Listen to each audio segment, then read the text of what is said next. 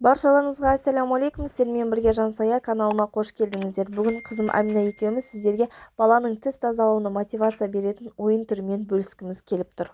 Ойынға қажетті құрал ретінде бізде фломастерді сіздерге ескерте кететін жайт, сулы негіздегі фломастерді сатып алыңыздар. Егер де спирттік негіздегі фломастерді алатын болсаңыздар, бірінші көрсетілген қара фломастерді, онда ол файлдағы жазуды кетіруі өте қиын, щеткамен ысқыланбайды. Сондықтан да сулы негіздегі фломастерді алсаңыз, баланың ойнауы үшін өте жеңіл болады. Ал тістің дайын шаблонын видеоның соңында шығаратын боламын, скриндап өзіңізге сақтап алып ойнай берсеңіздер болады. Қолмен салсаңыз да әп-әдемі болып шығады. Ойынның барысы толығымен видеода көрсетілген.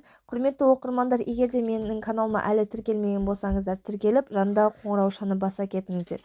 Сол кезде менің видеоларым сіздерге хабарлама ретінде келіп отырады. Бұл ойынды 1,5 жастан асқан балаларға ұсына берсеңіздер болады, ал 2,5-3 жастағы балаларға тісті тазалаудың маңыздылығын қосымша ақпарат ретінде ұсынсаңыз құба-құп болады, құрметті ата-аналар.